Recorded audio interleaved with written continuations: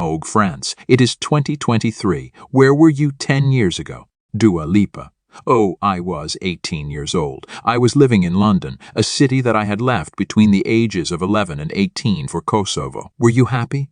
Very. In those years, I was doing everything I could to be seen and heard. I was meeting composers and producers, all while posting songs online. And when I was 19, I signed my first contract. Where does this need to be seen and heard come from for you? My earliest memories are all about music. It's always been a huge part of my life. Not all music lovers want to perform on stage in front of huge audiences. Not all music lovers want to perform on stage in front of thousands of people. It's true. I know many musicians who prefer to stay in the wings. For me, I don't really know. I've always loved performing, dancing, singing, making up choreography in the playground. When I was little, I used to dream. It would be incredible to perform on a real stage. Did you always have an audience, or could you dance alone?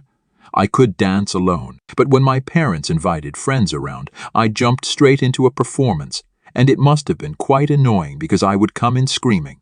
Look at me, everyone, because the show's about to begin. There are two duas. There is the dua who stays cozy at home.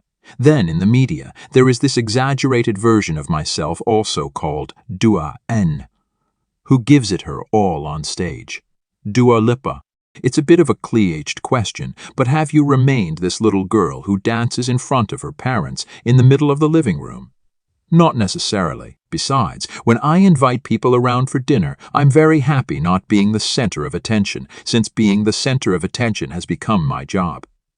So there is a second dua who is very different in her private circle. In the beginning, I wanted to believe that I had to be the same person at home and on stage. Now I've learned to keep certain aspects of myself for my inner circle. There's the dua who is chill at home. Then in the media, there's this exaggerated version of myself who is also called dua, and who gives it her all on stage. Which dua does dua prefer? A mix of both, because this doubleness allows me to maintain a normal life. When I have a professional meeting, I switch to Dua Lipa music career mode, but right after I can also meet my friends in private dua mode and put all the rest to the side. These two sides help me stay grounded. There's a lot of duality in me, but it's within this duality that I find peace. Dua Lipa, your first name means love in Albanian, but when I hear it, I can't help but hear duality too. Dua smiles. Of course, my name has many sides to it. There's a lot of duality in me, but it's within this duality that I find peace, and where I allow myself to turn down my confidence when I'm at home. It's refreshing. I love working. I always need to be busy. It fulfills me. But you like to work. I love working. I always need to be busy. It fulfills me. It is sometimes said that the fear of emptiness is the fear of death. Do you agree? I don't know. I try to make the most of each moment.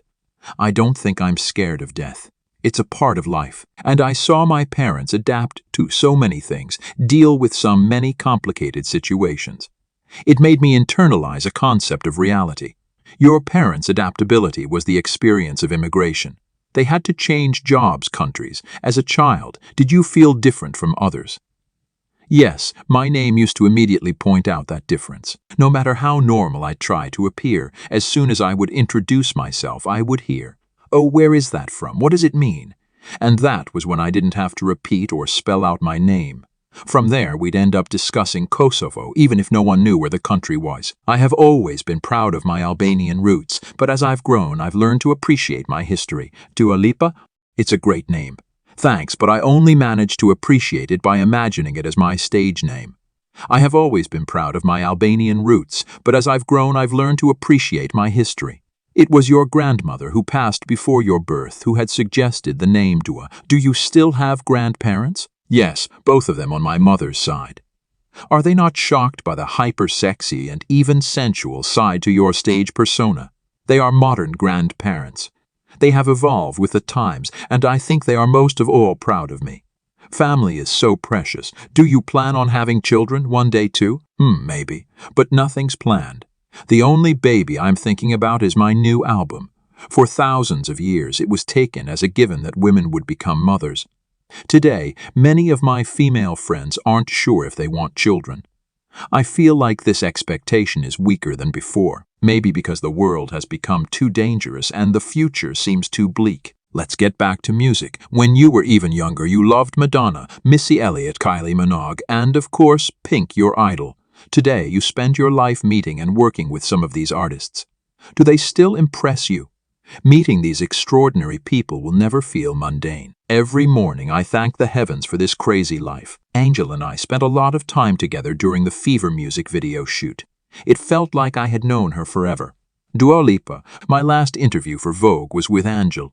She described you as a very impressive woman, embodying pure strength while remaining sensitive. Oh, that's really too sweet. Angel and I spent a lot of time together during the Fever music video shoot. It felt like I had known her forever, and I admire these two personas that she manages to make coexist. One again, duality, because Anjay is at once the ultimate pop star who is fierce and sexy, but also a super down-to-earth, funny girl who loves being cozy at home, cuddling with her dog Pepit. When you're not listening to modern pop, what do you listen to? I listen to Sting, who my dad used to love, and all those voices that I grew up with. The Police, Stereophonics, Primal, Scream, Pulp, Sades, and of course David Bowie, Prince, Elton John. I also love La Chanson Française, Spanish music. I'm very eclectic, actually. And your own music. I never listen to my own music. When I'm working on an album, it's on repeat, but as soon as it releases, I never listen to it again. Unless it comes on randomly on the radio or in the club. When I was little, was just fascinated by the beauty of butterflies, their freedom. And then I thought about the butterfly's experience, such a brief life, that metamorphosis. We as humans, too, go through so many metamorphoses. Dua Lipa, the novelist Dominique Fernandez once said, each new book is written to correct the flaws of its predecessor. Do you agree? Seriously, yay. All the time I end up really loving something when I'm working on it. Then some time later, I'm there like, okay, it's cool, but it can be improved. It's relentless, like a never-ending hamster wheel, constantly in competition with myself. The butterfly is one of your motifs. When you were little, did you like catching them? Never. I was just fascinated by their beauty, their freedom. And then I thought about the butterfly's experience. Such a brief life, that metamorphosis, that we, as humans too, go through so many metamorphoses, especially in our youth. Is it more difficult to be a teenager today? Adolescence and puberty will always be difficult.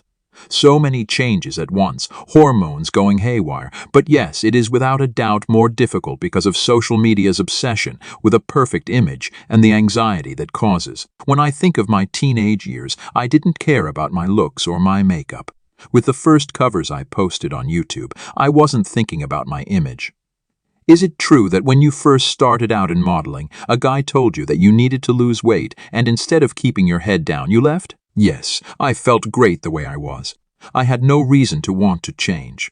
You never doubted yourself? Of course I had insecurities, times when I questioned my appearance.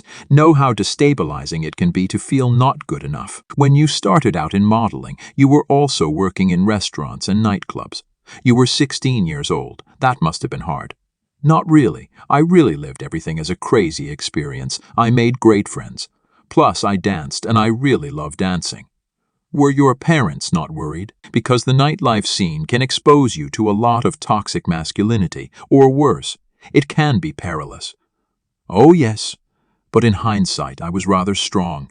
I was the mom of my group of friends. When we went out, I looked out for the other girls. If there was any weird behavior, I'd step in, and when a guy would tell me, give us a smile, love, I'd respond, don't talk to me. You don't get to tell me when to smile.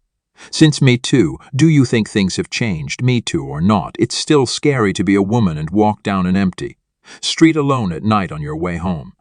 I have so many memories of times when you get your keys ready in your hand, or you grab your bag, or you pretend to be on the phone. I don't know if that will ever change. So you're pessimistic, like when you sing. Boys will be boys, but girls will be women. Yes and no, because at the same time I feel so much more solidarity for what women are going through. Guys are listening more. Maybe they're just scared of being accused themselves one day, but I still feel like a lot of people are realizing that these structures of domination have been in place since forever. And this realization can change things, so it's going in the right direction, but there's still a lot of work to be done. I'd like to discuss Service 95, the cultural newsletter that it's full of advice in all areas. Do you like lists? You launched? I love them. I'm super organized. When I was a kid, my parents would already find to-do lists like do my homework, take a shower, go to dinner. Is that where the idea for Service 95 came from? Yes, because I really love sharing what I'm into. Whether it's a gallery, a bar, or a show, that I wanted to extend that beyond my inner circle. My last question will call for a list then. What are your 3 favorite colors, okay? I'd say green, then red. Oh no, can I switch red for orange? Then, pink. It's a singer or the color, both of course. Did I not say that I liked duality? Translated by Jack Pownall, the September 2023 issue of Vogue France is on newsstands and online on August 30. Thanks for watching.